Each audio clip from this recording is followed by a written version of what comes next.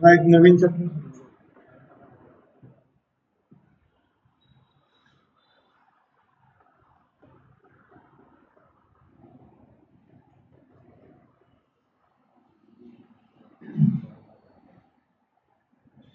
क्षेत्रफळ शिकायचं आपल्याला. क्षेत्रफळला एरिया म्हणतात किंवा हिंदीमध्ये त्याला क्षेत्रफळ म्हणतात.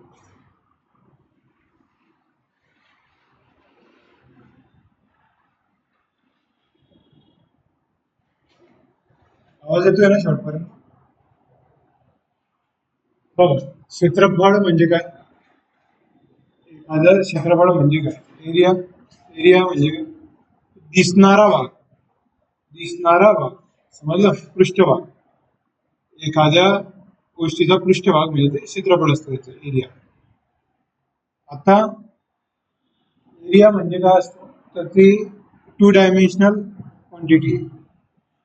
2 डायमेन्शनल म्हणजे काय, तर याच्यामध्ये एरिया जर काढायचा असेल तर आपल्याला दोन गोष्टी माहिती पाहिजे. कुठल्याही म्हणजे दोन लेंथ वगैरे अशा माहिती पाहिजे आपल्याला, तर एरिया काढतात.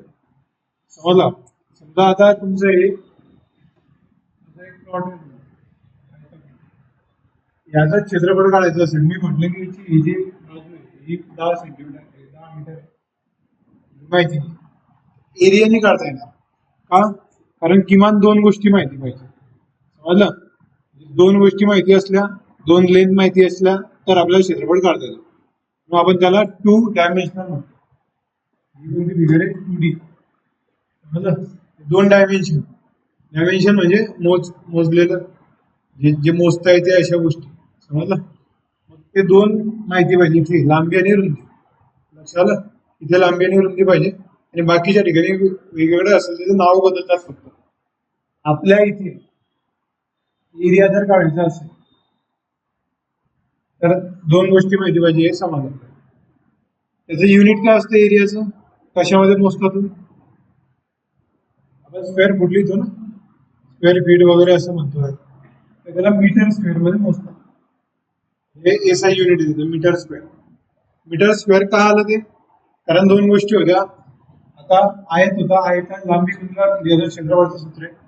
लांबी कशामध्ये मोजली जाईल, मीटर, रुंदी मीटर, दोन वेळा मीटर झाले म्हणजे मीटर स्क्वेअर गुणिला आहे ना, मीटर मध्ये मोजला जाईल, मीटर मध्ये मोजला जाईल, मीटर स्क्वेअर. तर मीटर स्क्वेअर मध्ये मोजतात, स्क्वेअर फूट मध्ये मोजतात, सेंटीमीटर स्क्वेअर मध्ये मोजतात, एमएम स्क्वेअर मध्ये मोजतात, किलोमीटर स्क्वेअर मध्ये मोजतात. तर मीटरचं ज्याच्या ज्याच्यामध्ये रूपांतर होईल त्याच्या सगळ्यामध्ये याला मोजतात. समजलं.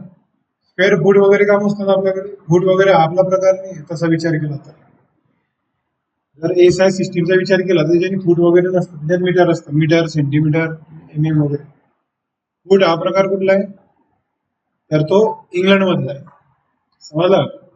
त्यांचं राज्य होतं आपल्यावर, त्यांच्या सिस्टीम आतापर्यंत सुरू आहे.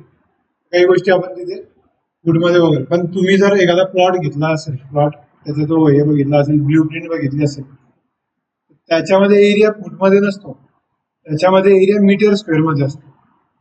म्हणजे ब्ल्यू प्रिंट पाहिले तुम्ही, नकाशा पाहिला असेल ना एखादा प्लॉटचा वगैरे असा, खरेदी विक्री करताना बघा, कुठे बघा शेताचं बघा, हे बघा, तर तिथे एरिया मीटर स्क्वेअर मध्ये असतो. कशामध्ये असतो, मीटर स्क्वेअर. Square foot. ते आपण देवाणघेवाणसाठी त्याचं रूपांतर करतो मग नंतर. समजलं का, स्क्वेअर फुटनं वगैरे असं चालतं आपल्याला. तर 2 डायमेन्शनल क्वांटिटी एवढं लक्षात आलं, मीटर स्क्वेअर मध्ये मोजतात. Metre, centimetre square, mm square वगैरे बघ. स्क्वेअर काय, कारण 2 येते म्हणून ते 2D आहे. समजलं, 2 डायमेन्शनल. आता एरिया जर काढायचा असेल तर बेसिक फिगरचा आधी आपण म्हणू, क्लोज फिगर जे आहे वेगवेगळ्या, क्लोज फिगर.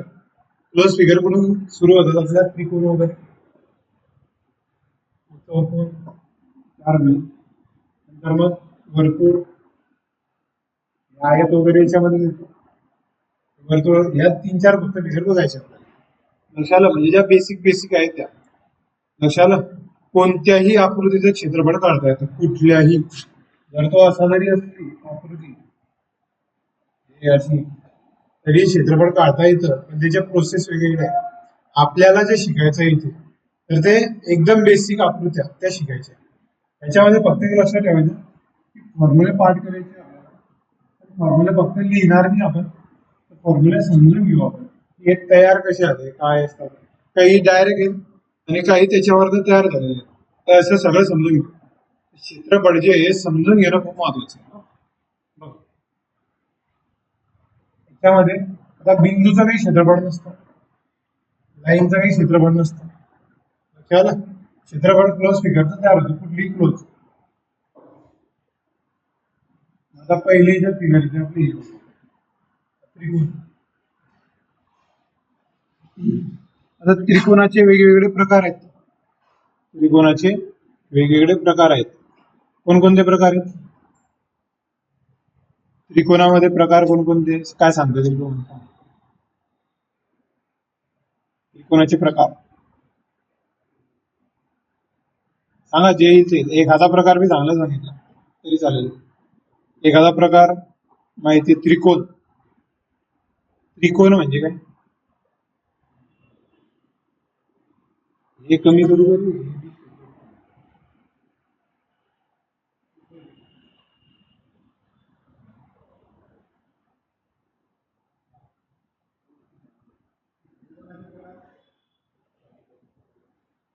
एसी लावा ना मग गरम लागत नाही का?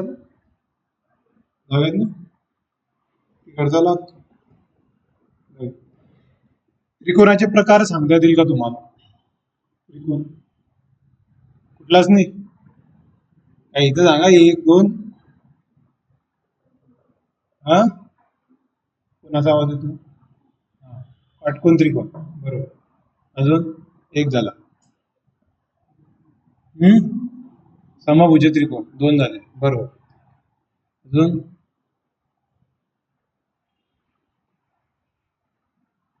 अजून कुठला? समभुज काटकोन. अजून चांगले प्रकार. आता आता हे जे चॅप्टर असतं क्षेत्रफळ घनफळ हे कठीण वाटतं सगळ्यांना. कठीण बिलकुल नाहीये. फक्त आता जे शिकवलं जाईल ते व्यवस्थित लक्ष द्या आणि याचं रिव्हिजन करा वारंवार. आणि जिथे फॉर्म्युले पाठ करायचे ते पाठच करा, त्याला पर्याय नसतो. समजलं? पाठ करायची पद्धत असते. एकदा दोनदा केलं विसरतो आपण, परत करायचं 10-15 वेळा करायचं होऊन जातं पाठ. गणित त्याच्यावर सोडवले जास्तीत जास्त की ते पाठ होऊन जातं. लक्षात आलं? त्याच्यामुळे एक एक फिगर लक्षात घ्या, पुढं लक्षात घेऊ. आता हा त्रिकोण आहे समजा पहिला प्रकार. तर याच्या सगळ्या भुजा जर वेगवेगळ्या असल्या, सगळ्या भुजा म्हणजे काय? हा बाजू. बाजू समजला? समजा हे ए बाजू आहे, बी आहे, बी सी, 3 बाजू आहे आणि या सगळ्यांची लांबी वेगवेगळी आहे. समजलं? सगळ्या भुजा वेगवेगळ्या आहेत म्हणून त्याला म्हणतात विषमभुजा.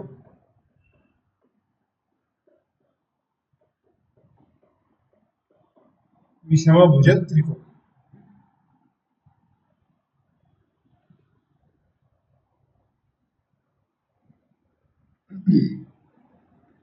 आता हे विषमभुज त्रिकोण म्हणजे काय? तर सगळ्या भुजा वेगवेगळ्या. मराठीत लिहून घ्यायचं तिथे की सर्व भुजा वेगवेगळ्या लांबीच्या. हा 5 आहे, हा 6 आहे, हा 7 आहे, असे वेगवेगळे सगळे सारखे नाही. या सगळ्या म्हणजे मग सगळ्या जर लांब्या वेगवेगळ्या असतील या, त्यांचे कोणही सगळे वेगवेगळे असतात. लक्षात आलं? त्या कोणांच्या मापांची बेरीज केली तर 180 भरते. कारण त्रिकोणाच्या कोणाच्या मापांची बेरीज 180 असते. आपण मागच्या ह्याच्यात बघितलं ना, ते काढूनही बघितलं, फॉर्म्युला बघितला. 2n-4 × 90 तो फॉर्म्युला लिहिला होता. तर इथे त्यांच्या कोणाच्या मापांची बेरीज 180. पण पण ते कोण वेगवेगळे असतील. कोण किती आहे ते माहिती नाही. समजलं? याच्यापेक्षा मोठा, याच्यापेक्षा जास्त असं काही नसतं. याच्यामध्ये कुठलाही असू शकतो. समजलं?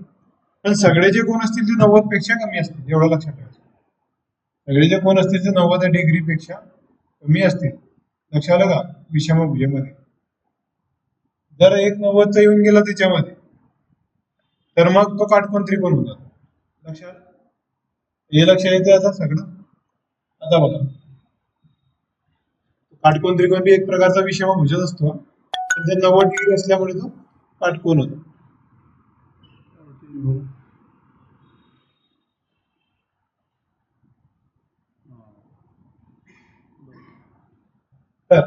ए बी सी विषमभुज त्रिकोण झाला. आता याचं जर क्षेत्रफळ काढायचं असेल आपल्याला, क्षेत्रफळ म्हणजे काय, हा दिसणारा एरिया, दिसणारा भाग आहे ना, हा किती आहे, सरफेस किती आहे त्याला म्हणतात क्षेत्रफळ. हा सरफेस आला. आता मला हा त्रिकोण रंगवायचा आहे, समजा रंगवायचा आहे किंवा तिथे काहीतरी पेरायचं आहे, तो एरिया किती आहे, किंवा तो विकायचा आहे, तो एरिया किती आहे, मग तो कसा काढू आपण.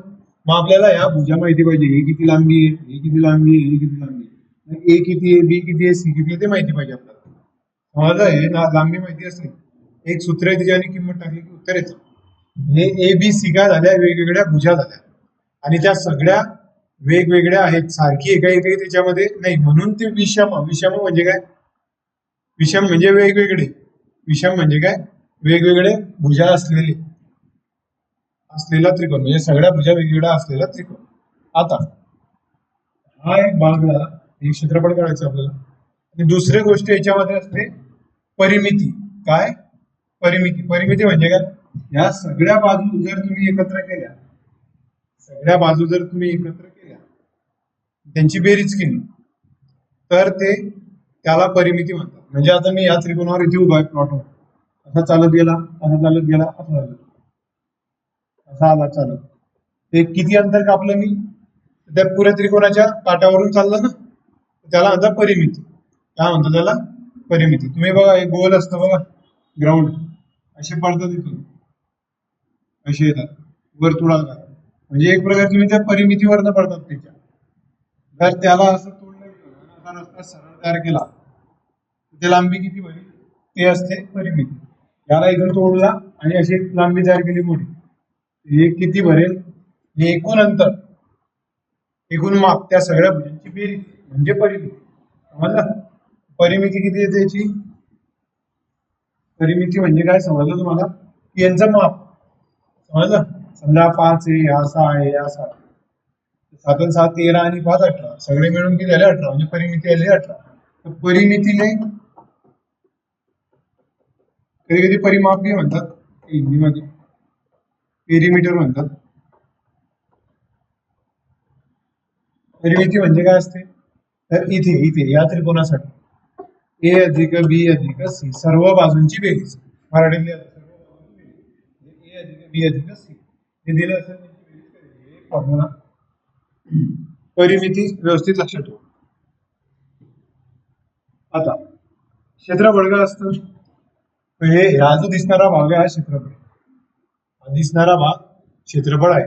मग क्षेत्रफळ याच्यासाठी सूत्र विषमभुज त्रिकोणासाठी आणि कुठल्याही त्रिकोणासाठी, सगळ्या त्रिकोणासाठी एकच सूत्र आहे, युनिव्हर्सल फॉर्म्युला एक, त्याच्यापासून बाकीचे फॉर्म्युले तयार झालेले आहेत.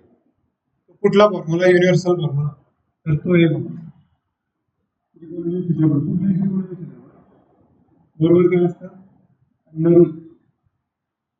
S minus A minus B, A B C काय हे त्याच्या बाजू, एस काय तर लिहा, एस बरोबर अर्ध परिमिती,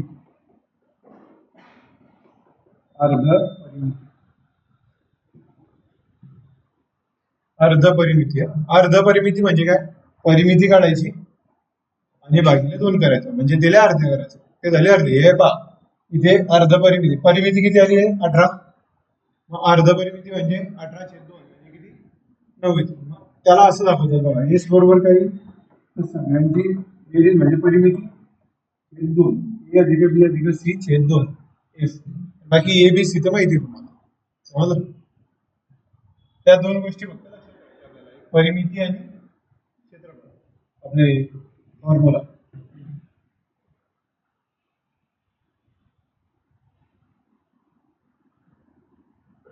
अजून एक त्रिकोणाचा फॉर्म्युला असतो, 1/2 त्याचा पुढे उपयोग करू आपण. या एक प्रश्न लिहा, त्रिकोणाच्या बाजू 7, 8, 9 मीटर आहे, तर त्या त्रिकोणाची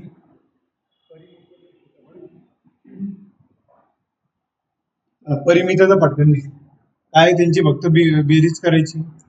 एक त्रिकोण समजा असा 7 या 9, परिमिती काय असते, या सर्व बाजूंची बेरीज. म्हणजे किती आली ते 7 आणि 8 15 आणि 9 किती आली परिमिती 24. मीटर मीटर मीटर म्हणजे कशामध्ये येते ते मीटर परिमिती कारण लांबी आहे ना ती लांबी आहे ना परिमिती म्हणजे काय लांबी असा प्लॉट आहे समजा आपल्याकडे हे किती आहे टोटल अंतर जर आपण चालले ग्राउंड आहे समजा त्रिकोणी असे तुम्ही पडत पडत गेले तर हे किती असेल तर असं मोजायचं त्याला आता परिमिती वर्तुळात त्याला परिघ म्हणतात परिघ समजलं हे पेरिमीटर असतं समजलं? आणि तो जो वर्तुळाचा असतो त्याला circumference म्हणतात म्हणजे ते सारखं असतं हे लांबी त्याची ती लांबी असते परिमिती आली 24 क्षेत्रफळ काय क्षेत्रफळ सर्व बाजू वेगवेगळे आहेत सर्व बाजू वेगवेगळ्या आहेत तिथे दिलं नाही त्यांनी कोणता त्रिकोण आहे पण आपल्याला लगेच कळलं पाहिजे की सर्व बाजू वेगवेगळ्या आहेत म्हणजे काय तर तो त्रिकोण दिलेला त्रिकोण हा विषमभुज त्रिकोण आहे कुठला त्रिकोण आहे तो विषमभुज त्रिकोण आहे क्षेत्रफळ किती असतं विषमभुजाचं तर S S minus A S minus B S minus S लिहायचा आणि ए बी सी त्याच्यातून वजा करायचं एकदम सोपा फॉर्म्युला आहे काही इतका कठीण नाही फक्त अंडर रूट मध्ये एवढं लक्षात काय केलं चला एस किती एस अर्ध अर्ध परिमिती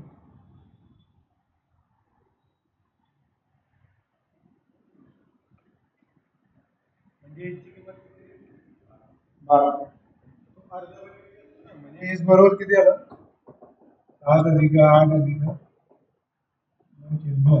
24 2 म्हणजे 12 हे काढलं होतं ना याला अर्ध करा फक्त एवढं भानगड नको ना समजण्यासाठी लिहिली किंमत टाका 12 12 वजा 12 वजा 8 12 वजा या आता परीक्षेत लिहायचं एवढं डायरेक्ट लिहायचं ते 12 वजा 7 किती 5 असं डायरेक्ट लिहायचं अंडर रूट आहे 12 झाले 5 4 12 ने पुढा 4 त्रिक 12 5 4 हे 2 वेळा 4 बाहेर एक वेळा अंडर रूट मध्ये आहे ना ते 2 वेळा 4 बाहेर एक वेळा येते 2 वेळा 3 बाहेर एक वेळा येते आणि हा 5 बाहेर येईल का एकटा पडला तर येईल का बाहेर 5 5 तिथे तरी म्हणजे अंडर रूट मध्ये तरी 5 किती झाले 4 त्रिक 12 आणि रूट मध्ये काय 5 हे सगळे मीटर मीटर होते ना नाही कशात मोजलं मीटर 12 रूट 5 मीटर स्क्वेअर काही अडचण असेल तर सांगा 12 रूट 5 त्याला बाहेर काढायचं जितकं बाहेर आहे तितकं बाहेर काढायचं उत्तर असं शक्यतो अंडर रूट मध्ये उत्तर नसतं म्हणजे अंडर रूट म्हणजे पूर्ण वाला हे जेवढं बाहेर येतं तेवढं बाहेर काढायचं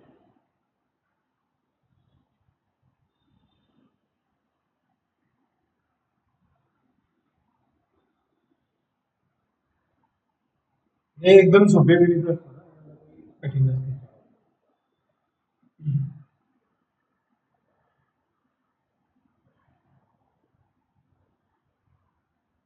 फॉर्म्युला लक्षात आला फॉर्म्युला लक्षात येण्यासाठी हे गणित घेतले फॉर्म्युले दोघी फॉर्म्युले लक्षात घ्या आता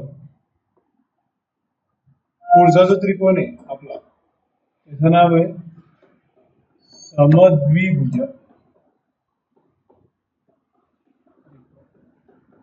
समद्विभुज म्हणजे काय कोणत्याही दोन भुजा कुठल्याही दोन भुजा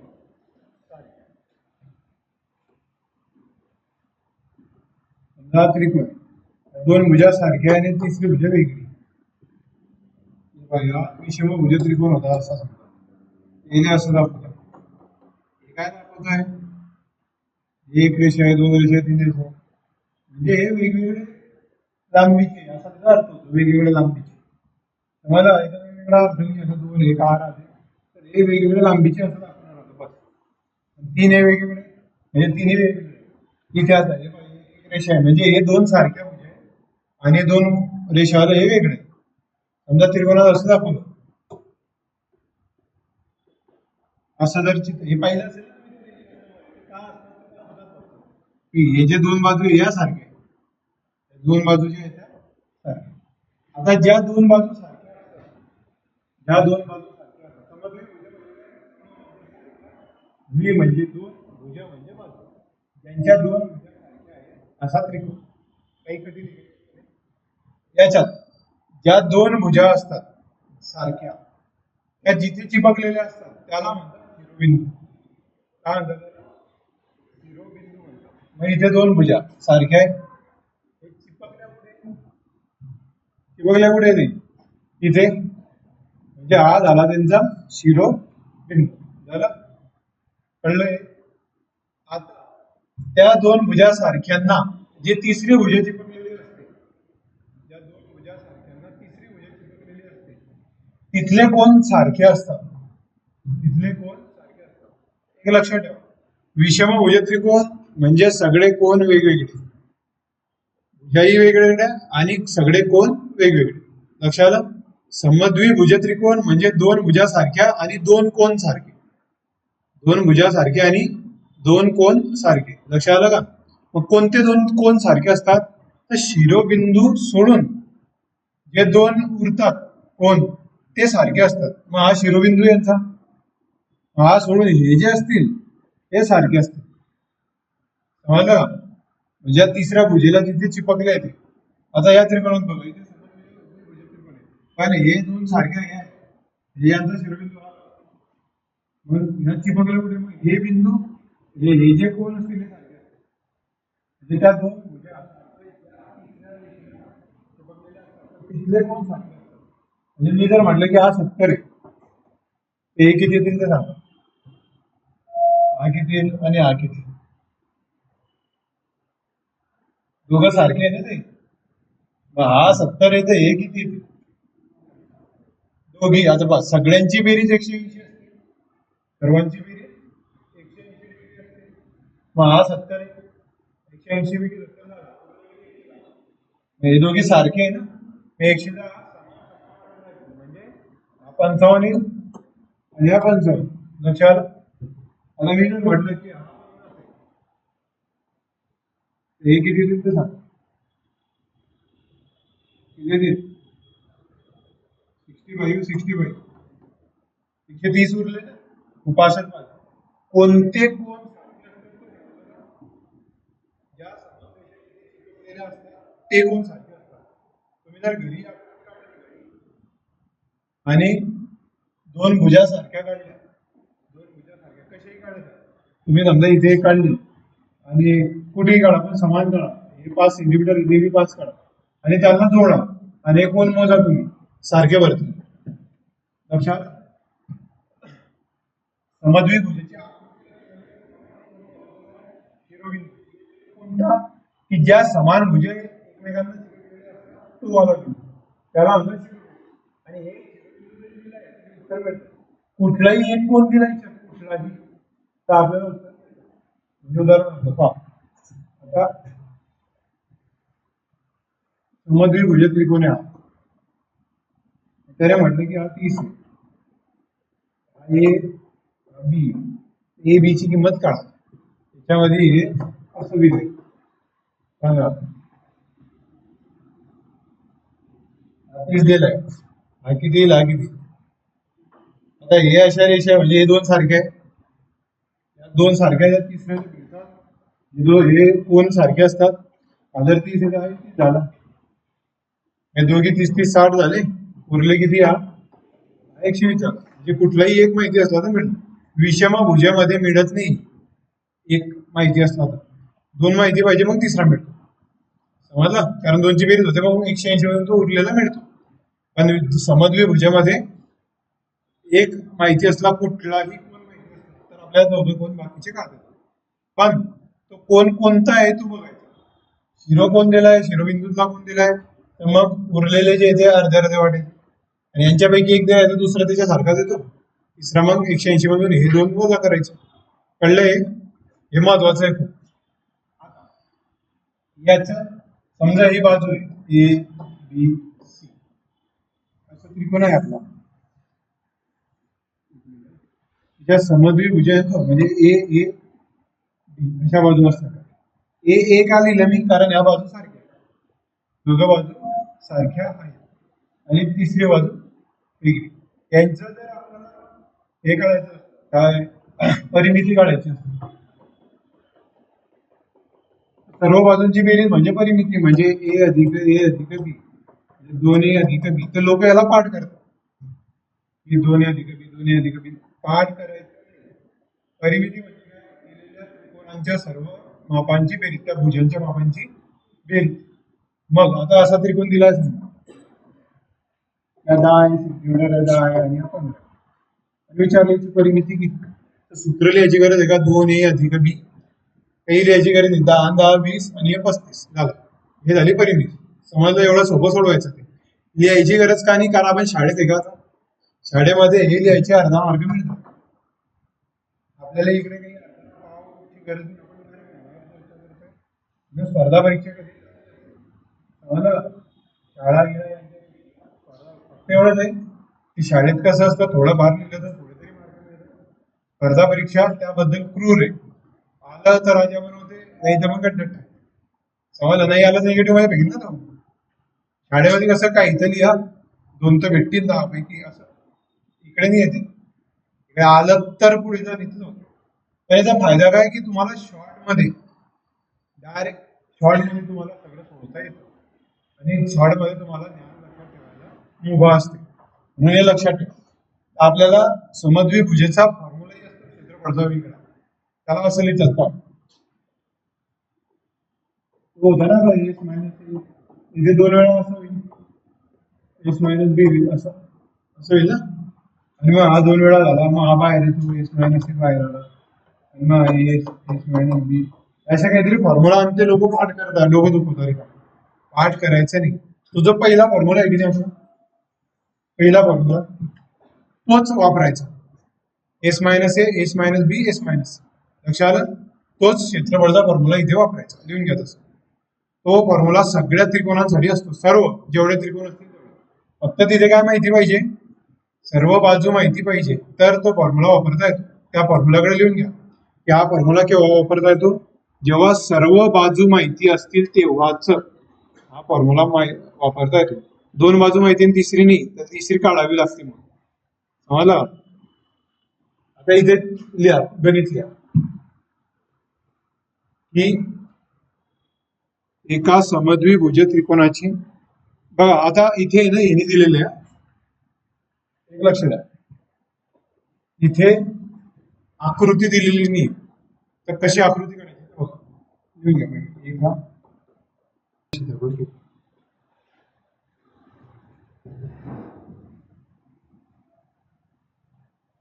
एका समद्विभुज त्रिकोणाच्या समान बाजूंची समद्विभुज त्रिकोण काढायचा.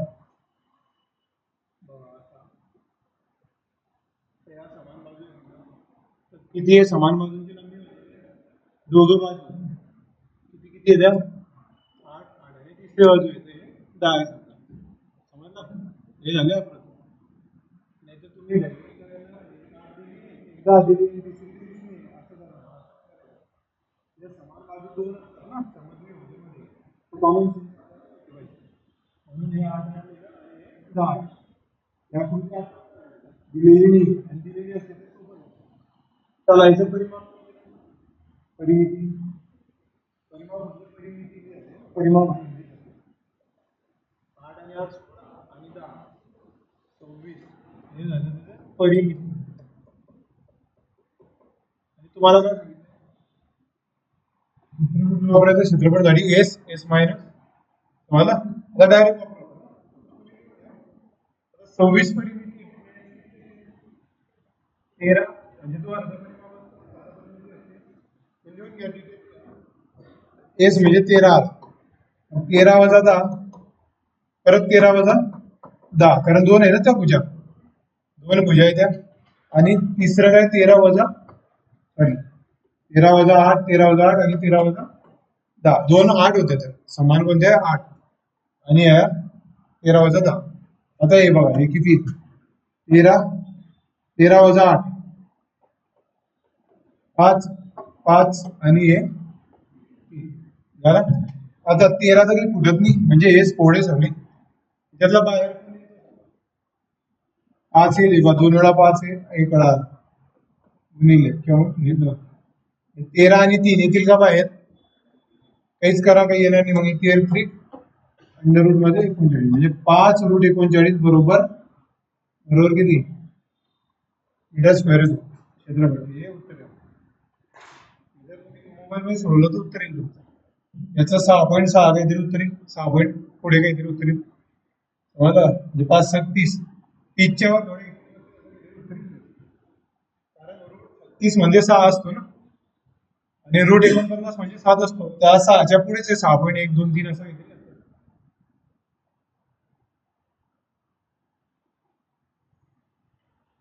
तर याचं उत्तर अंदाजे 30 पेक्षा जास्त. समजलं? 30 पेक्षा कमी. कारण तिथे 36 असतं तर 6 बाहेर आला असता, 6 पंचे 30 झाला असतं. काय 39 म्हणजे 30च्या वरच उत्तर, असा कॉमन सेन्स असतो. आणि ऑप्शन मध्ये समजा 30च्या वर एकच उत्तर लक्षात. समजलं? याचं उत्तर किती येऊ शकतं? कितीच्या पुढे येईल ते सांगा. कोणत्या पूर्ण संख्येच्या पुढे येईल ते? 293 रूट मध्ये 12 पॉईंटच्या पुढे येईल, 25 च्या पुढे येईल, असं कोणत्या पॉईंटच्या पुढे येईल ते सांगा. 39 आहे म्हणजे 36 पूर्ण वर्ग आहे की 36चा वर्गमूळ 6 आहे, 39चा 6 पॉईंट काहीतरी येईल. कारण 7 यासाठी 49 पाहिजे अंडर रूट, आणि हा 36 49 मध्ये जे येतील ते 6 पॉईंट मध्ये उत्तर येतील, म्हणजे ते 6 पॉईंट. तर हे किती पॉईंट आहे?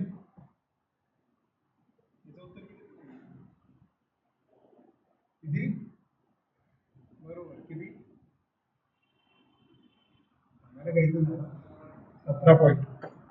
कारण 289 काय 17चा वर्ग आहे, म्हणजे तिच्या पुढे म्हणजे 17 पॉईंट काहीतरी उत्तर आहे. कॉमन सेन्स आला पाहिजे. समजलं का? काही काही ठिकाणी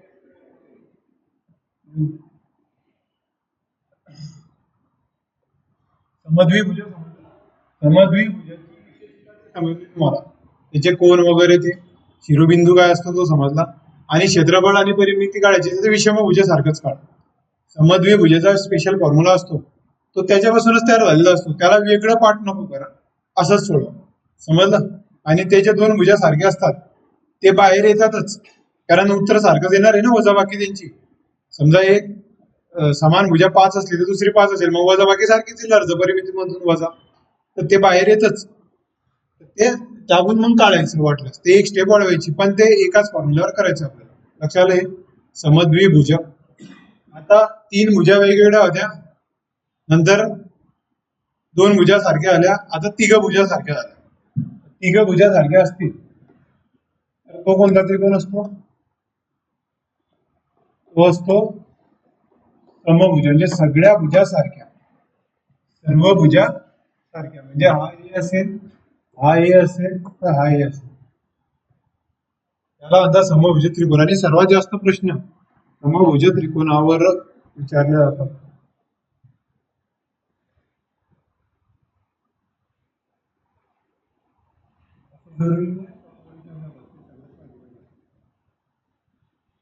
समभुज समभुज त्रिकोण म्हणजे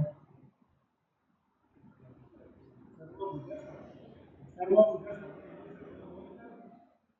सर्व भुजा सारख्या म्हणजे सर्व कोण सारखे.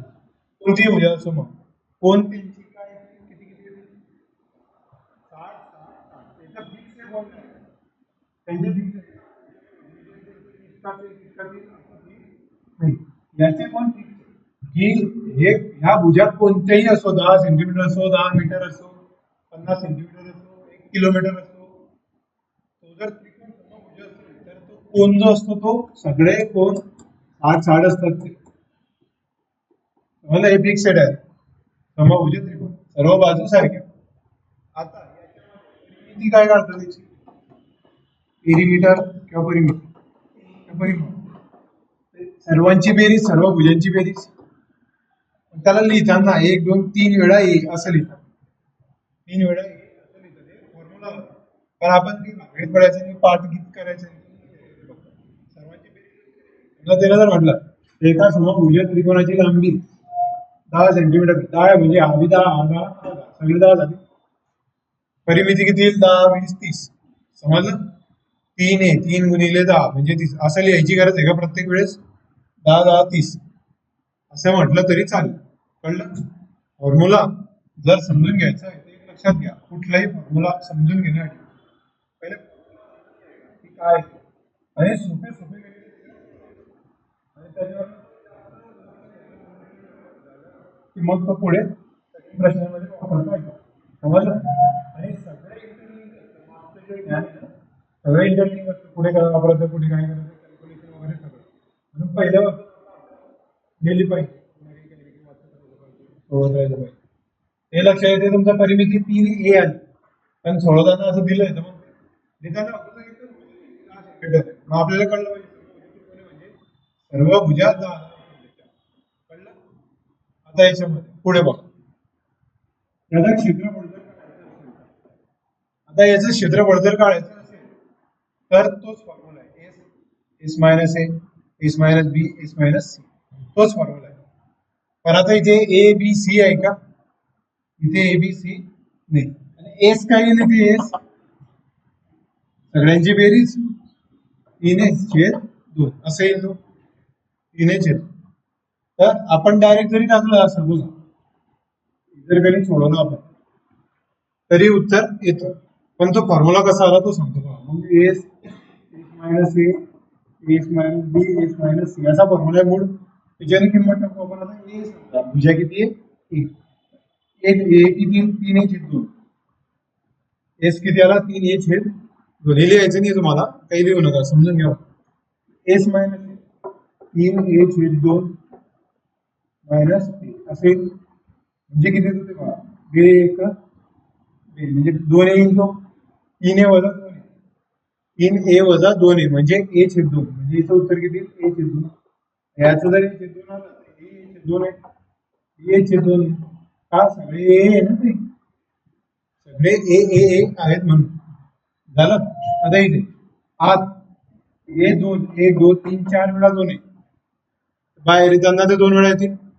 2 वेळा 2 म्हणजे बे 2 4 होतील. एक 1 2 3 4 आहे. 2 वेळा तो बाहेर येईल. 4 वेळा आहे नाही. तर आता उरला 3 3 येणार नाही, तो रूट मध्ये राहील. मग असा फॉर्म्युला तयार. मग याला अरेंज केलं, लिहिण्याची पद्धत बघा. √3/4 असं लिहिलं याला. आणि हा ए स्क्वेअर. हा झाला समभुज त्रिकोणाचा क्षेत्रफळाचं सूत्र. लिहाय समभुज त्रिकोणाच्या क्षेत्रफळ किती असेल? समभुज त्रिकोणाचे क्षेत्रफळ बरोबर √3/4 ए स्क्वेअर. √3/4 कुठून आला? याच्यावरूनच आला. हे सोडवलं. प्रत्येक वेळेस हे सोडवायची गरज नाही पडणार समभुज त्रिकोणात. डायरेक्ट पाठ करा. 3/4 √3/4 ए स्क्वेअर. स्क्वेअर काय? कारण तो क्षेत्रफळ म्हणून मीटर स्क्वेअर ए स्क्वेअर.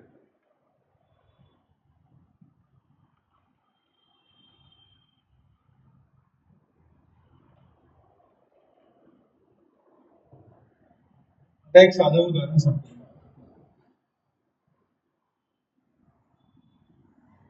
आता 10 असेल समजा, बाजू 10 आहे. याचं क्षेत्रफळ काढायचं. याच्यानुसार काढलं तर कसं येईल बघा. अर्ध परिमिती 15 आहे. 10 20 30 परिमिती 15. 15 15 वजा 10 5 5 5 असेल उत्तर. हे 5 3 15 5 5 5 4 वेळा 5 आहे, 2 वेळा 5 बाहेर येते म्हणजे 25 होतील. ते आता वजा 25 हे आत 3 म्हणजे असं सोडवलं जाईल. डायरेक्ट किंमत टाकली तर √3/4 ए स्क्वेअर म्हणजे 10चा वर्ग 100. 100/4 म्हणजे 25 म्हणजे 25 √3.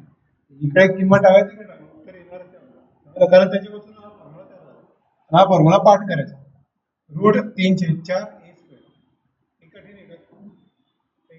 वारंवार या कळत. याच्यामध्ये अजून एक गोष्ट असते.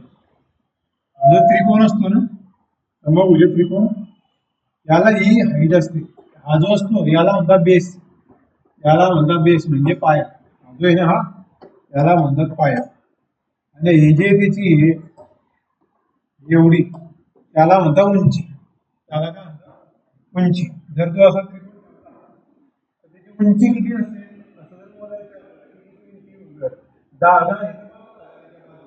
हे बाजू झाले घेतलं, उंची किती असेल मग ते उंचीचा एक फॉर्म्युला आहे, उंची एच. या उंची समभुज त्रिकोणाची उंची एच बरोबर ह्या याच्या सारखा बरोबर आहे, फक्त फरक काय म्हणला बघा, √3/2 इथे √3 आहे, इथे √3 आहे, इथे 4 येते, इथे 2 आहे, इथे ए स्क्वेअर येते, इथे ए. लक्षात आलंय? उंचीचा फॉर्म्युला लक्षात ठेवा, हा खूप महत्वाचा आहे. आणि हे आजूबाजूला ठेवायचे विषमभुजाचा असं कष्टी करायचे, विषमभुज हा समभुज हा समभुज आणि आजूबाजूला ठेवून एका पानावर आजूबाजूला ठेवून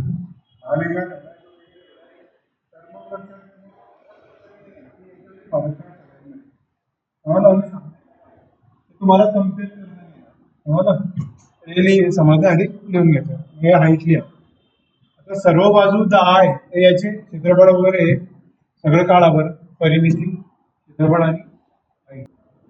इथं काढलं तुम्ही 3 आहे, 10 हे निघालं √3/4 10 √25 त्याला 25 हाईट किती √3/2 ते म्हणजे 5 समजलं. आता याचं उत्तर कितीच्या वर येऊ शकतं ते सांग. √3 म्हणजे 1.732 असतो समजलं, किंवा आपण त्याला फक्त 1.7 लक्षात आलं. आणि √2 म्हणजे काय 1.41 समजलं, ते पुढे आहे 1.41, याला 1.73 असं लिहिलं नाही माहिती ना आता तुम्ही, कारण हे व्हॅल्यू पार्ट असल्याच पाहिजे. √5 √6 √7 पार्ट असले तर चांगले, पण हे 2 तरी असल्या पाहिजे. वर लिहून ठेवा, वर या पार्ट असल्याच पाहिजे 1.41 1.73. कारण इथे जर विचारलं असतील मग काय करणार, मग काय किंमत दिले 1.73 1.73 टाका किंवा 1.73 टाकलं, 5 नाही 5 × 15 5 त्याला उभी टाकलं तर 5 35 36 त्याला 3 5 5 आणि 3 8 2.12 8.65 वगैरे असं काहीतरी त्याच्या जवळपासचं उत्तर घ्यायचं. समजलं, कळलं? हे जर असेल तर जवळपास 8.6 समजलं का? हे कसं काढलं, √2 आणि √3 च्या किमती माहिती पाहिजे. समजलं. √4 किती असते किंमत सांगा, √4 किती असते, हँग झाले का? √4 किती असते, √4 हे असं बघत असताना कधी कधी ना सोप्या गोष्टी बी कठीण वाटून जातो. √4 म्हणजे काय, 4 √4 हे 2. स्थिर बुद्धी राहायचं, काही टेन्शन नाही घ्यायचं, ताण नाही घ्यायचं. विचार करा की तुम्हाला याच्या पहिले माहिती होतं का जास्त भूमिती, आता म्हणजे तुम्ही फॉरवर्ड आहे ना, तुम्ही असे मागे राहून गेले का याच्यामध्ये, मग तुम्ही स्वतःला हे करायचं नाही, आपल्याला येते एक साथ येणार नाही, पण हळूहळू तिथे बघा तुम्ही कम्पेअर स्वतःशी करा की मला आधी समज भुजाचं समजलं आहे तर समजलं, किमान थोडं थोडं असं अरे काय आलं, हे अचानक काय ते वाढतंय, तो विचार नाही करायचा. समजलं, जेवढं मिळतंय तेवढं नोट डाऊन करून घ्यायचं. समजलं, सगळ्या गोष्टी कामाच्याच आहेत आणि हळूहळू हळूहळू त्याला आपल्यामध्ये समजून घ्यायचं. ते रोज वाचलं रोज बघितलं तर ते समजणार. लक्षात येईल, समजा काही अडथळे आले परत एकदा लेक्चर बघून घ्यायचं, ते जे अडथळे येतील तिथे परत एक बघून घ्यायचं. लक्षात येतंय का काय सांगतोय? उत्तर हे काही येऊ शकतं, 5√3 असेल किंवा हे कसं झालं, पहिलीला आपण याची किंमत जी असते ही पाठ असावी लागते, ही पाठ असलीच पाहिजे. √2 आणि √3 माहितीच असलं पाहिजे. एकदा असं विचारलं तर √6 म्हणजे किती, याचं उत्तर 2.3 आलं पाहिजे, कारण √4 म्हणजे 2 असतो आणि √9 म्हणजे 3 असतो, 2 आणि 3 च्या मध्ये √6 आहे ना, म्हणजे √4 आणि √9 च्या मध्ये म्हणजे 2 आणि 3च्या 2 पॉईंट घेतले उत्तर येईल. पाठ असल्या पाहिजे वेळ, समजलं का? एक किमान हे 2 पाठ असल्या पाहिजे, बाकीचं नसणार. समभुज त्रिकोणाचं समजलं करता येईल. हे सध्या आपण एक केली की त्याच्यावर पहिले पूर्ण त्रिकोण जितके तितके समजून घे. कोणत्या प्रकारचे त्रिकोण आहे, काय आहे, त्यांच्यात सगळं समजते तुम्हाला. विषमभुज म्हणजे सगळ्या भुजा वेगळ्या, सगळे कोण वेगळे. समद्विभुज म्हणजे 2 भुजा सारख्या, 2 कोण सारखे, एक कोण वेगळा. समभुज त्रिकोण म्हणजे सगळ्या भुजा सारख्या, सगळे कोण सारखे आणि फिक्स 60 फॉर्म्युले. तिथे तो युनिव्हर्सल स्टँडर्ड फॉर्म्युला एस वाला, अर्धपरिमितीवाला, आणि परिमितीचं माहिती तुम्हाला. आणि समद्विभुजामध्ये तोच वापरायचा आहे. समभुजामध्ये हा येतो, पण कुठून आला? त्या फॉर्म्युल्यावरूनच आला. लक्षाला हे झाले 3 आकृती झाल्या. चौथी घेऊ, त्याला म्हणतात काटकोन राईट एंगल ट्रायंगल. मला हिंदीमध्ये हा शब्द आहे बघा, समकोन. समकोन त्रिकोण म्हणतात त्याला, समकोन हिंदीमध्ये म्हणतात. लक्षात ठेवा. तो असा असतो, असा म्हणजे असा बी असू शकतो, कसाही असू शकतो. फक्त काटकोन त्रिकोणाचं नावामध्ये त्याचा अर्थ आहे. काटकोन म्हणजे काय? काटकोन म्हणजे 90 डिग्री. काटकोन म्हणजे काय? 90 डिग्री. लक्षात, काट छेद, एखाद्या व्यक्तीला छेद दिलेला आहे, एक अशी रेषा आहे, हा त्याला काट छेद म्हणतात. म्हणजे सरळ किती डिग्री कापतो? तो 90 डिग्री. लक्षात, म्हणजे त्याला काटकोन म्हणतात. समजला? लक्षात काय? मग या त्रिकोणात हे काटकोन त्रिकोणात त्याचं वैशिष्ट्य काय? तर 3 कोणांपैकी कुठला जरी एक कोण हा 90 डिग्री असतो. 3 कोणांपैकी कुठला जरी एक कोण काटकोन असतो, म्हणजेच 90 डिग्री असतो. कोणताही असेल. आता इथे हा कोण जो आहे हा 90 आहे, हा 90 आहे. तो कसाही असेल, इकडे 90. एक कोण तो 90 डिग्री असतो. उरलेले कोण किती असतात? उरलेले किती असतात मग? उरलेले किती असतील? उरलेले कोण सगळे काय असतात? अरे काटकोन त्रिकोणात एक जर 90 असेल तर उरलेले किती आहे? मग किती किती आहे त्यांनी विचारते मी, उरलेले किती आहे ते सांगा. मिळून 90. ते किती किती आहे त्यांनी विचारलं मी, कारण त्यांनी ठरलेलं आहे. काय ठरलेलं आहे? फक्त एक कोण ठरला आहे की हा 90 आहे, दुसरे किती आहे? दोघे मिळून 90. म्हणजे कोणते कोण झाले ते सांगा बरं. समजा इथे हा कोण 90 आहे, हा एक आहे, हा आहे, दोघे मिळून 90 आहे की नाही? आता या आकृतीत बघा, हा 90 आहे आणि दोघे मिळून 90 आहे. एक सदी गवाय, दोघे मिळून 90. आता हा 50 असेल तर हा 40 असेल, हा 30 असेल तर हा 60 असेल, हा 45 असेल हा 45 असेल, हा 10 असला तो 80 असेल, असं होईल ना ते. त्यांनी विचारा आता हे कोण कोण आहे ते सांगा, काय रिलेशन आहे त्यांचं.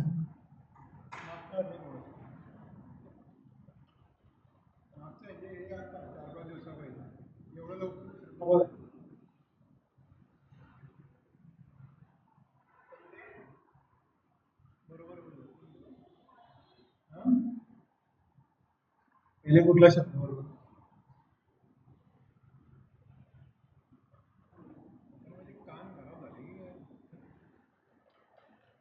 बोला बरं, मला माझ्यावर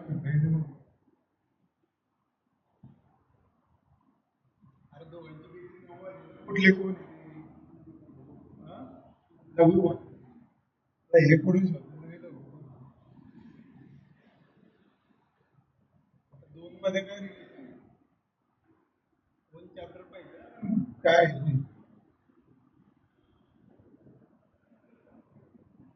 आता थोडं असं काहीतरी होतं, असं असं तर वाटतं, म्हणजे काहीतरी होतं असं तर वाटत असेल. हा काय वाटलं?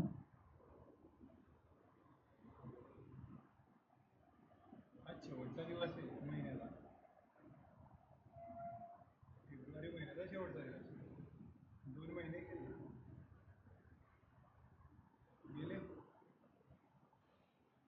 इथेच गेले का इथेच गेले ना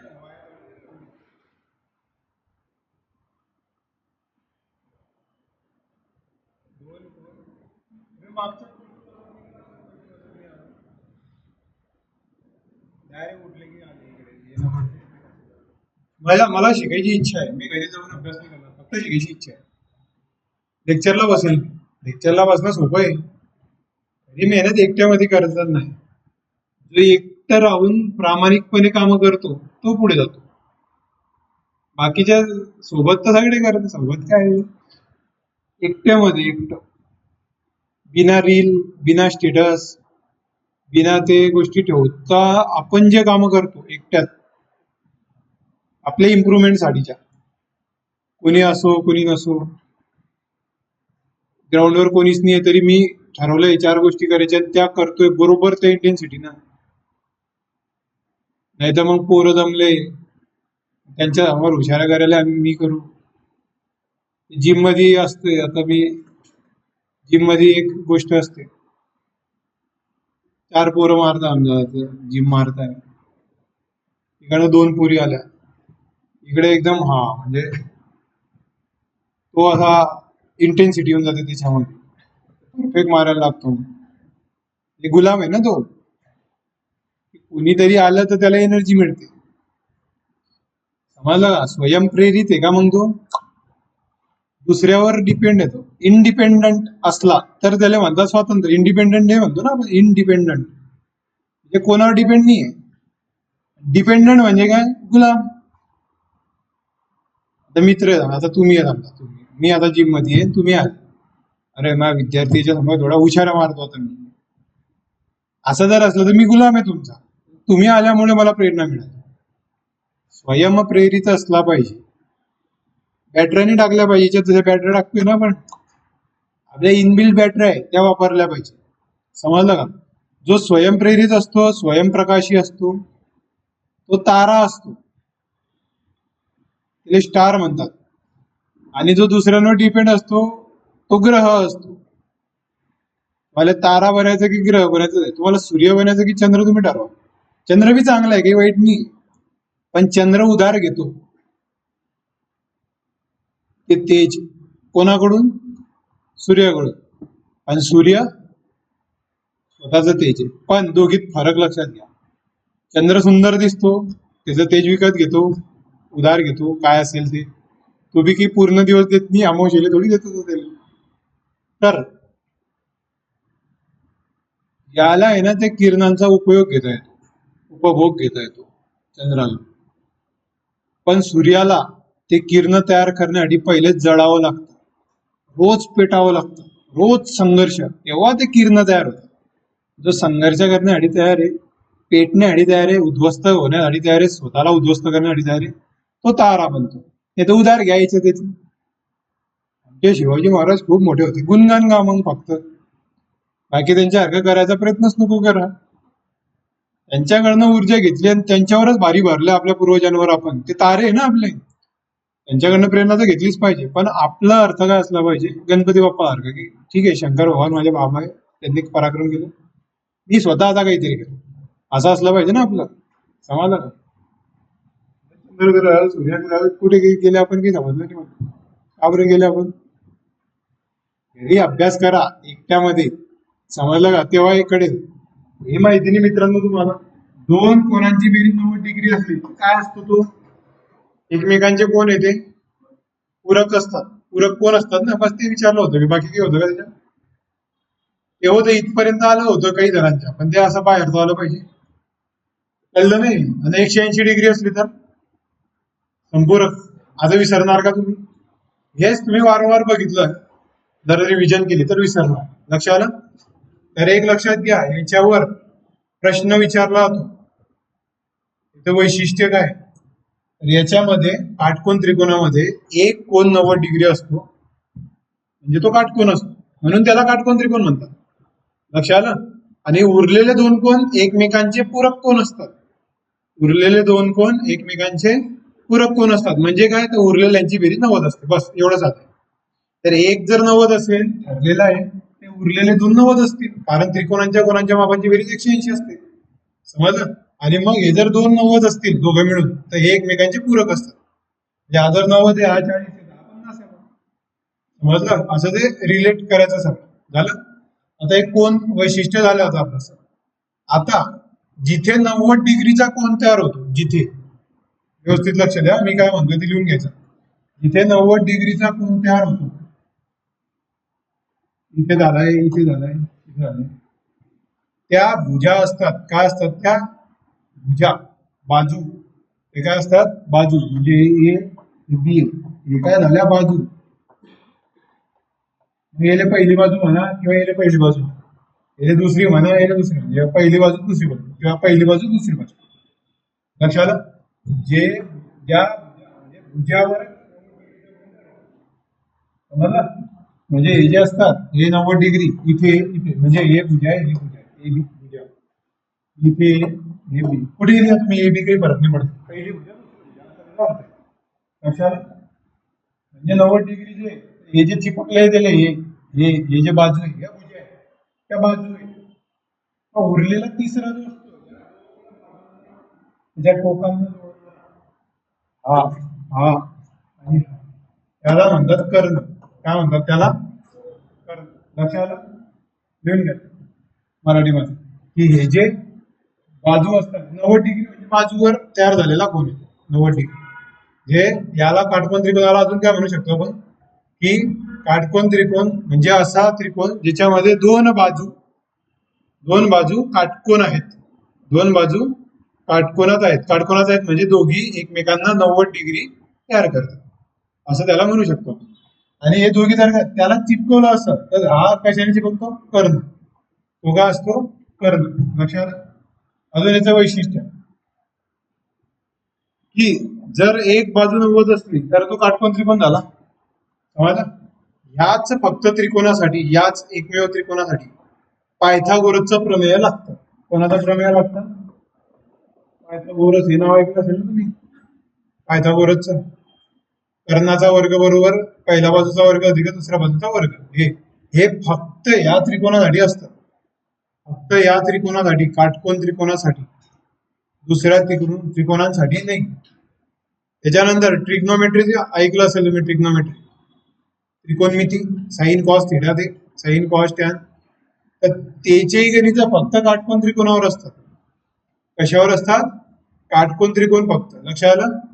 समजलं? तेही शिकणार आहे आपण. हे लक्षात येते तुमचं. काटकोन त्रिकोणाचे वैशिष्ट्य जे जे सांगितलं ते टिक केले तुम्ही, महत्वाचे.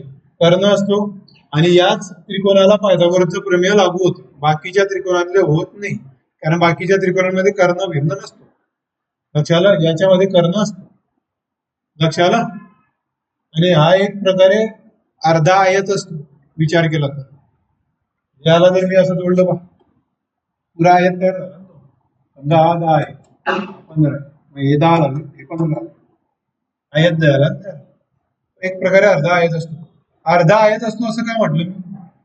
कारण आयताचं क्षेत्रफळ काय असतं? लांबी गुणिले रुंदी. खरं क्षेत्रफळ त्याचं काय आयताचं माहिती आहे का? लांबी गुणिले रुंदी नाही म्हणतात, पाया गुणिले उंची म्हणतात. समजा हा आयत आहे, हा आहे, ज्याच्यावर ठेवला त्याला म्हणतात बेस. ज्याच्यावर ती आकृती ठेवलेली असते त्याला म्हणतात बेस. म्हणजे काय म्हणतात त्याला? पाया म्हणतात. पाया. आणि हे जे असते तिला म्हणतात हाईट. समजलं? मग याला आपण लांबी म्हणतो, रुंदी म्हणतो. पाया गुणिले उंची म्हणजे उंची म्हणजे आयताचं क्षेत्रफळ. हे माहिती तुम्हाला, लांबी गुणिले रुंदी किंवा पाया गुणिले उंची. तेच याचं जर म्हटलं तर याचं एक सूत्र आहे अजून क्षेत्रफळचं. आता येतं समजलं तुम्हाला. आता कर्ण सीन दाखवलाय. कर्ण कशाने दाखवलाय? सीन. आता पायथागोरसचं प्रमेय काय असतं? कर्णाचा वर्ग बरोबर पहिली बाजूचा वर्ग अधिक दुसरी बाजूचा वर्ग. हे डिटेल लिहा. तिथे एकाचा वर्ग, दोनाचा वर्ग, म्हणजे 1 अधिक 4 5 असतो. कर्ण असं नको करतो, पहिली बाजू दुसरी. कर्ण लक्षात आलं? ते काढले आपण. मग परिमिती काढता येईल आपल्याला, ए बी आणि अधिक सी. समजलं? आणि कर्ण माहिती नसला तर या दोन बाजूवरून तो काढता येईल. दोन बाजू माहिती असल्या, याच्यामध्ये कुठल्याही दोन बाजू माहिती असल्या काटकोन त्रिकोणात, बाकीच्या त्रिकोणात नाही म्हणलं मी, बाकीच्या याच्यामध्ये काय आहे की त्या समद्वी भुजेमध्ये दोन भुजा आहे, सारख्या असतात आणि एक वेगळी असते. दोघी सारख्या दिलेल्या आहे आणि तिसरी विचारली आहे तर काढता येत नाही. लक्षात आहे का? तिसरी काढता येणार नाही. याच्यामध्ये काढता येते दोन कुठल्याही दिले, कर्ण दिला आणि हे भुजा दिली तर हे काढता येईल. दोघं भुजा दिल्या आहे तर कर्ण काढता येईल, असं करता येतं त्याच्यामध्ये. गणितात बघू आपण. आता याच्यामध्ये जर क्षेत्रफळ काय असतं ते बघू. काटकोन त्रिकोणाचं क्षेत्रफळ तर तुम्ही ते तुम्हाला पहिली बाजू दुसरी बाजू आणि कर्ण माहिती आहे, मग ते तीन बाजू माहिती आहे. मग त्या सूत्र पहिलं एक शॉर्टकट सूत्र आहे बघा, 1/2 पाया गुणिला उंची. हे तुम्ही लहानपणी ऐकलं असेल. त्रिकोणाचं क्षेत्रफळ 1/2 पाया सगळीकडे लागू समजलं. फक्त पाया आणि उंची दिलेली आहे, मग इथे पाया कसं तर बघा, यालाच करणार 1/2. आता पाया आणि उंची काय, आता कर्ण झाला म्हणजे या दोन पैकी कोणती तरी एक बाजू पाया असते आणि कोणती तरी एक बाजू उंची असते. लक्षात आलं? एक तर ए याचा इथे ए बी म्हणजे पाया, ए म्हणजे उंची. मी इथे ए दिला आणि इथे बी दिला, एक तर ए पाया असेल हे उंची असेल. समजलं? आणि तुम्ही इथे काय लिहू शकता मग, पहिली बाजू गुणिला दुसरी बाजू. आता हे समजा 10 आहे, हे 15 आहे. मी उत्तर लिहिली 1/2 10 गुणिला 15, पहिली बाजू दुसरी बाजू. किंवा डायरेक्ट म्हणतात 1/2 दोन बाजूंचा गुणा. काटकोन त्रिकोणाच्या दोन भुजा असतात, कर्ण नाही, दोन बाजू असतात, त्यांचा गुणाकार 1/2. आता तुम्ही आता 10 गुणिला 15 लिहा, ही बाजू इकडे 15 करा, इकडे 10 करा, म्हणजे 15 गुणिला 10 करा. काही फरक पडणार आहे का त्याला? तर इथे उत्तरात काही फरक समजलं. म्हणून त्याच्या दोन बाजू असतात, एक कोणीतरी उंची. लक्षात आलंय? त्याच्यासाठी सूत्र असतं 1/2 पाया गुणिला उंची. लक्षात आलं? लिहून याला गणितानुसार समजून घ्या.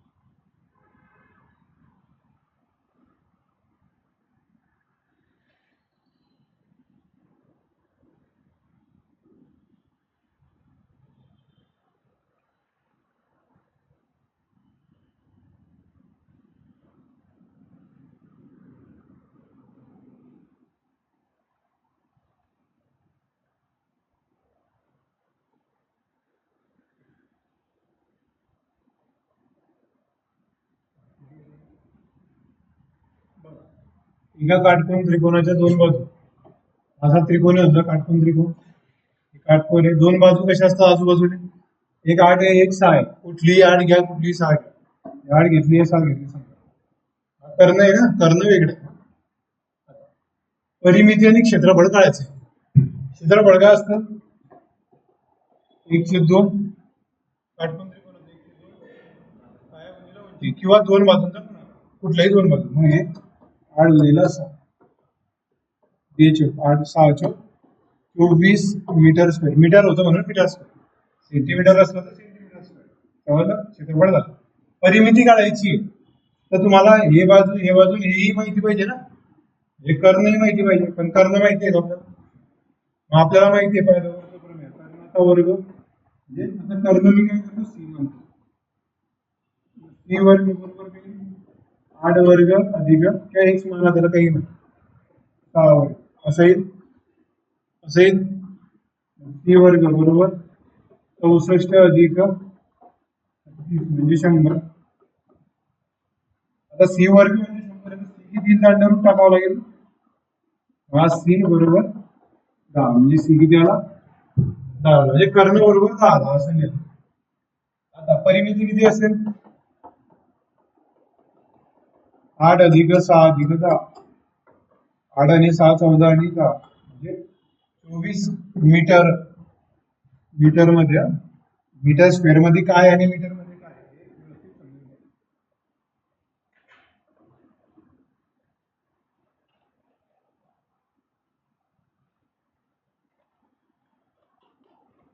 यांच्या व्यतिरिक्त अजून कुठला त्रिकोण असतो?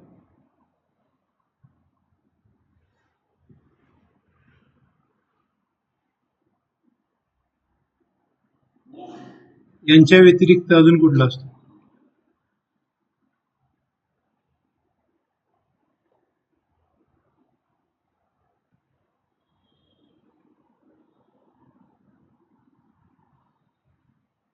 यांच्या व्यतिरिक्त अजून त्रिकोण असतो का कुठला?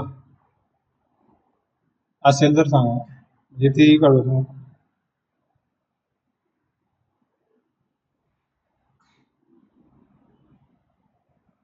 समजलं? हे आकृत्या समजलं तुम्हाला?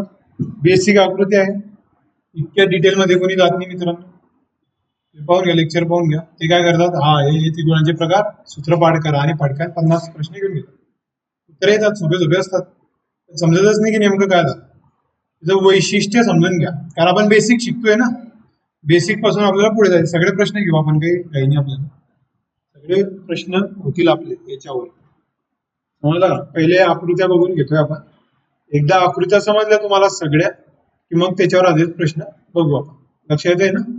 ही आकृती झाली. उद्या वगैरे चौकोन वगैरे त्या आकृत्या बघू आपण. चौकोन म्हणजे आयत वगैरे ते तिच्यामध्ये असतील. वर्तुळ वगैरे बघू आणि त्याच्यानंतर मग त्यांच्यावर प्रश्न आहे जे साधे समजून घेण्यासाठी इथे लिहितो आपण. मग कंबाईन प्रश्न असतील, अजून कोणते परीक्षेमध्ये पडणारे वेगवेगळे प्रश्न असतील, असं स्पेशल त्याच्यामध्ये बघू. कारण याच आकृत्यांचं रूपांतर पुढे 3D मध्ये होतं. हे 2D डायग्राम आहे सगळं क्षेत्रफळ. 3D म्हणजे आकार म्हणजे घनफळ, त्याच्यामध्ये होतं. मग ते घनफळचं चॅप्टर याच्यावर डिपेंड आहे. समजलं? क्षेत्रफळाला जर लांबीनं जोडलं तर ते घनफळ तयार होतं, दुसरं काही नसतं याच्यामध्ये. समजलं? आणि एकदम सोपे चॅप्टर असतात. फक्त ते भूमिती म्हटलं की जीव घाबरतो. तुम्हाला प्रमेय कुठलं पाठ नाही करायचं इथे, ते ताण नको घ्या तुम्ही. पायथागोरसचा प्रमेय आहे, फॉर्म्युला आहे ना तो डायरेक्ट. तुम्हाला काही पाठ कर कसं आलं ते लिहायचंय का, त्याला ए मानू बी मानू सी करू ते करू असं काही गरजेचं आहे काही ते नाही.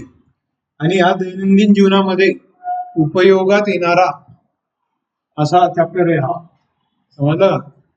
जर तुम्हाला हा पाळा किती स्क्वेअर पुढे हा काढायचा आहे किंवा स्क्वेअर मीटर काय काढायचं आहे, तुम्ही इकडे लांबी घ्या, रुंदी घ्या, गुणाकार करा, झालं ते क्षेत्रफळ. समजलं?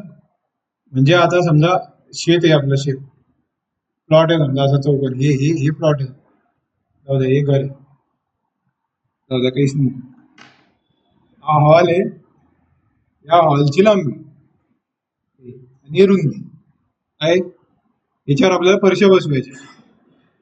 फरशांची साईज आहे काहीतरी, साईज आहे ना काहीतरी त्याची, एक फूट बाय 1 फूट दिसते.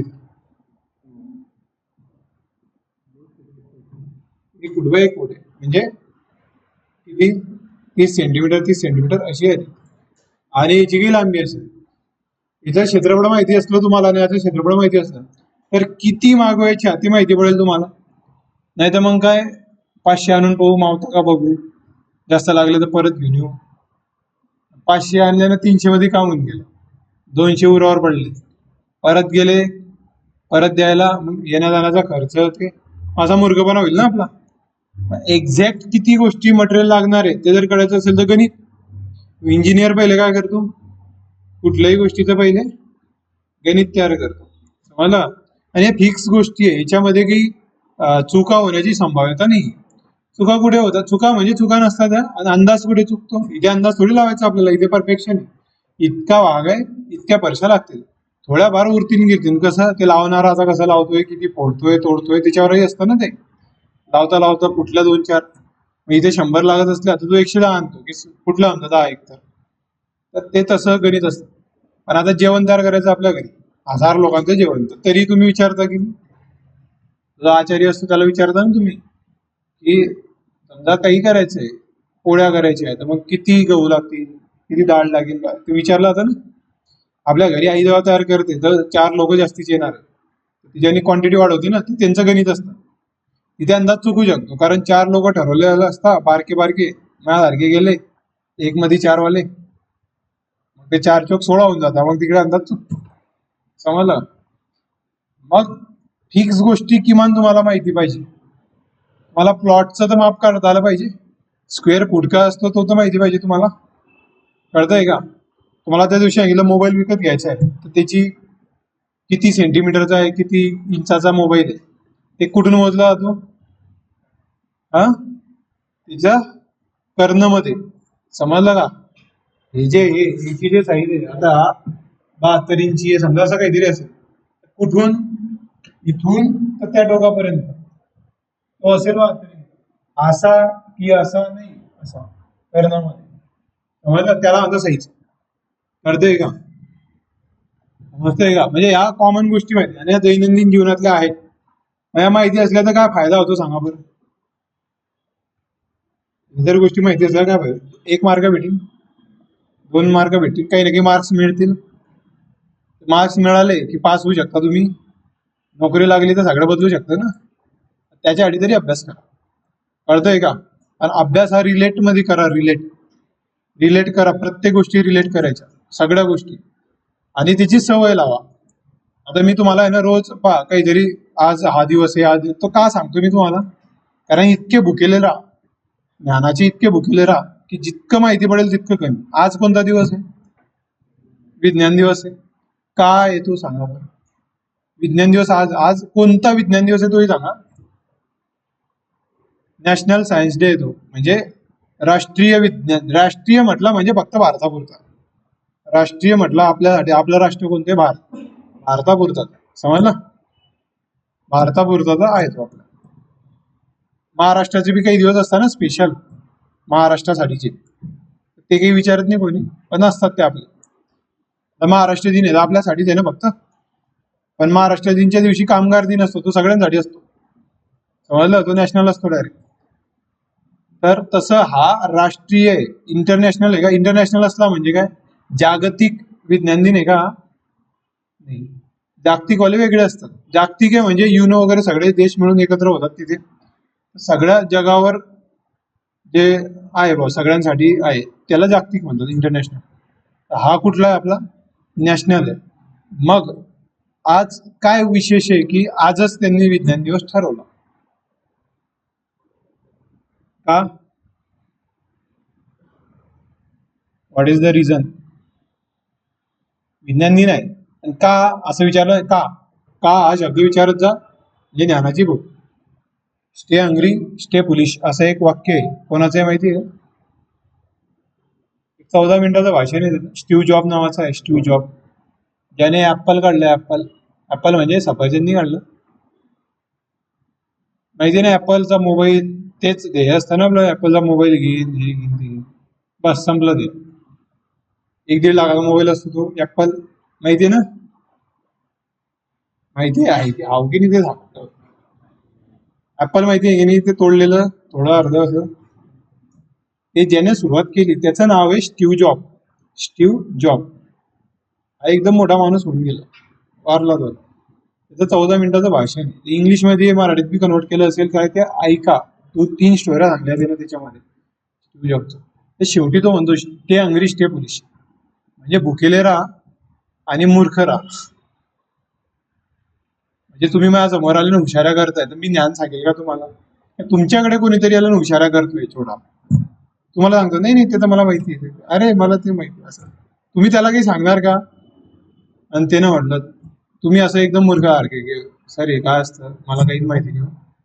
मग मला तुम्हाला मूर्ख समजू द्या, मग मी काही अरे हे असं नाही असं असतं, किमान त्यानं ज्ञान तर दिलं आपल्याला.